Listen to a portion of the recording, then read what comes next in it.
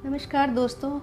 आज की कहानी है मिठाई वाला, जो कि भगवती प्रसाद वाजपेयी जी ने लिखी है। बहुत ही मीठे स्वरों के साथ वह गलियों में घूमता हुआ कहता, बच्चों को बहलाने वाला, खिलौने वाला। इस अधूरे वाक्य को वह ऐसे विचित्र किंतु मादक मधुर ढंग से गाकर कहता कि सुनने वाले एक बार अस्थिर हो उठते। उसके स्नेह अभिषिक्त कंठ से फूटा हुआ गान सुनकर निकट के मकानों में हलचल मच जाती।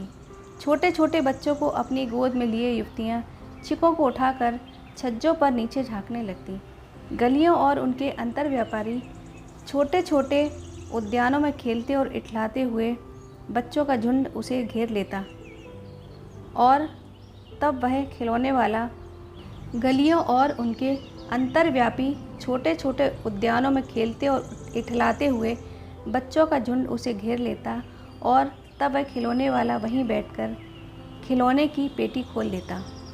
बच्चे खिलौने देखकर पुलकित हो उठते। वे पैसे लाकर खिलौने का मोलभाव करने लगते। पूछते, इचका दाम क्या है? ऑल इचका। खिलौने वाला बच्चों को देखता और उनकी नन्ही नन्ही उंगलियों से पैसे ले लेता और बच्चों की इच्छा अनुसार उन्हें खिलौने दे देता। खिलौने लेकर फिर बच्चे उछलने कूदने लगते, और तब फिर खिलौने वाला उसी प्रकार गाकर कहता, बच्चों को बहलाने वाला, खिलौने वाला। सागर की हिलोर की भांति उसका यह मादक गान गली भर के मकानों में इस ओर से उस ओर तक लहराता हुआ पहुंचता, और खिलौने वाला आगे बढ़ जाता। राय विजय बहादुर के बच्चे भी एक दिन खिलौने लेकर घर आए। वे दो बच्चे थे, चुन्नू और मुन्नू। चुन्नू जब खिलौने ले आया तो बोला, मेला घोला कैसा छुंदल है। मुन्नू बोला, और देखो मेला कैसा छुंदल है। दोनों अपने हाथी घोड़े लेकर घर भर में उछलने लगे। इन बच्चों की माँ रोहिणी कुछ देर तक खड़े खड़े इनका खेल निरखती रही। अंत में दोनों बच्चों को बुलाकर उसने पूछा, अरे ओ चुन्नू मुन्नू, ये खिलौने तुमने कितने में लिए हैं? मुन्नू बोला, 2 पैसे में खिलौने वाला दे गया है। रोहिणी सोचने लगी, इतने सस्ते कैसे दे गया है यह तो वही जाने, लेकिन दे तो गया ही है, इतना तो निश्चय है। एक जरा सी बात ठहरी। रोहिणी अपने काम में लग गई। फिर कभी उसे इस पर विचार करने की आवश्यकता भी भला क्यों पड़ती। 6 महीने बाद नगर भर में 2-4 दिनों से एक मुरली वाले के आने का समाचार फैल गया।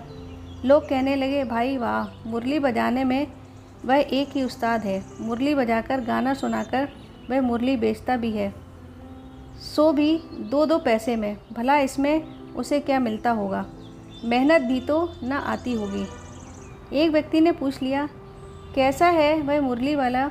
मैंने तो उसे देखा ही नहीं।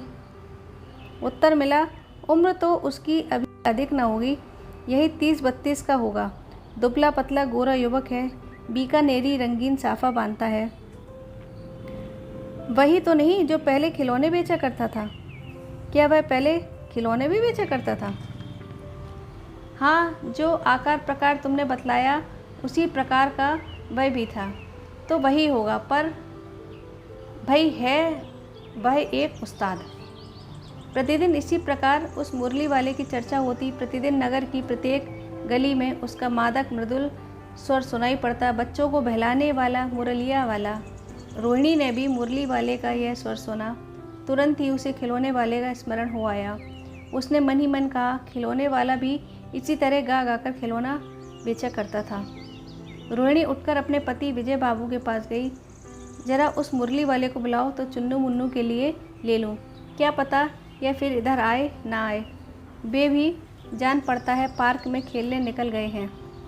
विजय बाबू एक समाचार पत्र पढ़ रहे थे। उसी तरह उसे लिए हुए वे दरवाजे पर आकर मुरली वाले से बोले, क्यों भाई, किस तरह देते हो मुरली?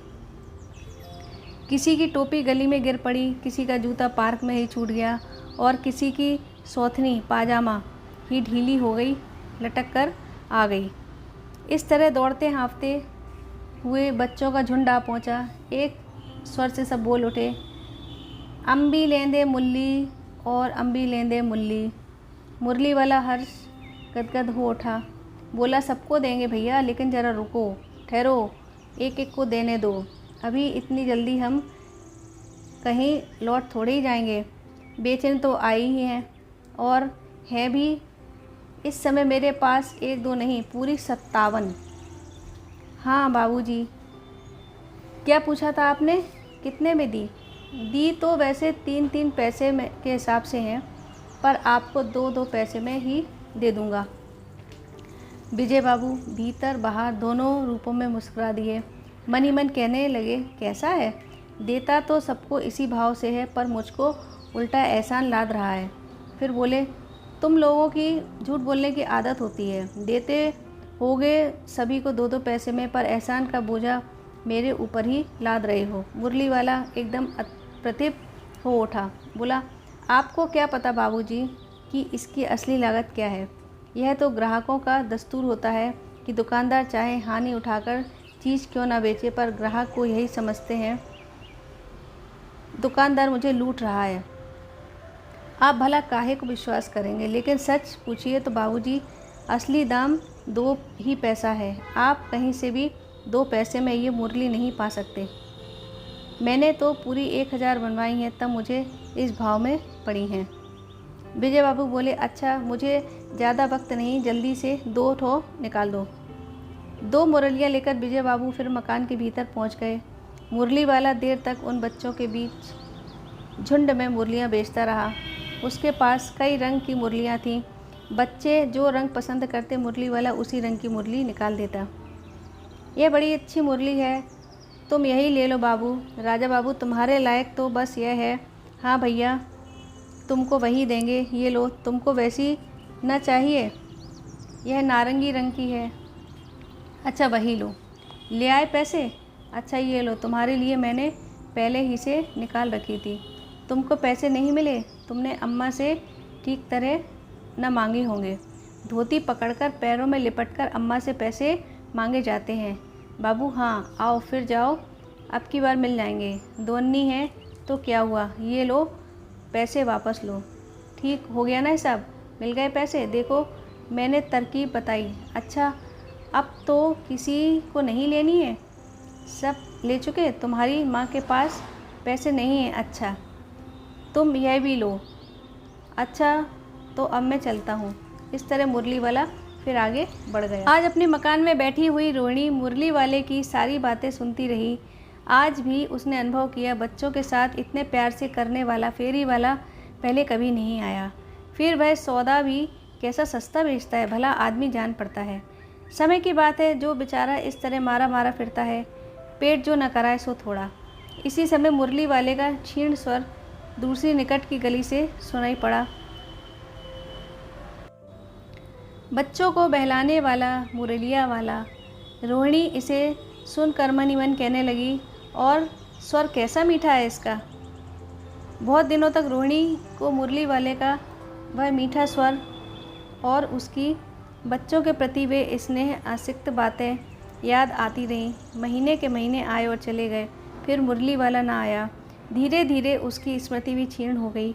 8 मास बाद सर्दी के दिन थे। रोहिणी स्नान करके मकान की छत पर चढ़कर आजानुलंबित केश राशि सुखा रही थी। इस समय नीचे की गली में सुनाई पड़ा, बच्चों को बहलाने वाला मिठाई वाला। मिठाई वाले का स्वर उसके लिए परिचित था। झट से रोहिणी नीचे उतर आई। उस समय उसके पति मकान में नहीं थे। हाँ, उनकी वृद्धा दादी थी। रोहिणी उनके निकट आकर बोली, दादी चुन्नू मुन्नू के लिए मिठाई लेनी है, ज़रा कमरे में चल कर ठहराओ। मैं उधर कैसे जाऊँ, कोई आता ना हो। ज़रा हट के, मैं भी चिक की ओट में बैठी रहूँगी। दादी उठकर कमरे में आकर बोली, ए मिठाई वाले इधर आना। मिठाई वाला निकट आ गया। बोला, कितनी मिठाई दूँ माँ? ये नए तरह की मिठाइयाँ हैं, रंग बिरंगी, कुछ कुछ खट्टी, कुछ कुछ मीठी, जायकेदार, बड़ी देर तक मुंह में टिकती हैं, जल्दी नहीं घुलती। बच्चे बड़े चाव से चूसते हैं। इनके गुणों के सिवा ये खांसी भी दूर करती है। कितनी दूँ? चपटी गोल पहलदार गोलियां हैं। पैसे की 16 देता हूँ। दादी बोली, 16 तो बहुत कम होती हैं, भला 25 तो दे देते। मिठाई वाला, नहीं दादी, अधिक नहीं दे सकता, इतना भी देता हूँ यह अब मैं तुम्हें क्या, खैर मैं अधिक न दे सकूँगा। रोहिणी दादी के पास ही थी, बोली, दादी फिर भी काफ़ी सस्ता दे रहा हूँ, 4 पैसे की ले लो। यह पैसे रहे। मिठाई वाला मिठाइयाँ गिनने लगा, तो 4 की दे दो। अच्छा 25 नहीं, सही 20 ही दो। अरे हाँ, मैं बूढ़ी हुई, मोल भाव अब मुझे ज़्यादा करना नहीं भी आता भी नहीं। कहते हुए दादी के पोपले मुँह से ज़रा सी मुस्कुराहट फूट निकली। रोहिणी ने दादी से कहा, दादी इससे पूछो तुम इस शहर में और कभी आए थे या पहली बार आए हो? यहाँ के निवासी तो तुम हो नहीं। दादी ने इस कथन को दोहराने की चेष्टा की ही थी कि मिठाई वाले ने उत्तर दिया, पहली बार नहीं, और भी कई बार आ चुका हूँ। रोहिणी चिक की आड़ से ही बोली, पहले यही मिठाई बेचते हुए आए थे या कोई और चीज़ लेकर? मिठाई वाला हर्ष, संशय और विस्मयादि भावों में डूबकर बोला, इससे पहले मुरली लेकर आया था और उससे भी पहले खिलौने लेकर। रोहिणी का अनुमान ठीक निकला। अब तो वह उससे और भी कुछ बातें पूछने के लिए अस्थिर हो उठी। वह बोली, इन व्यवसायों में भला तुम्हें क्या मिलता होगा?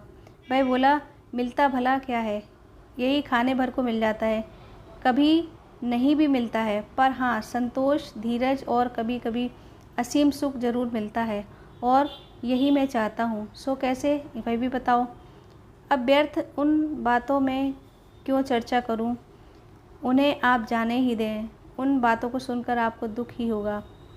जब इतना बताया है तब और भी बता दो, मैं बहुत उत्सुक हूँ, तुम्हारा हर्जा ना होगा, मिठाई मैं और भी ले लूँगी।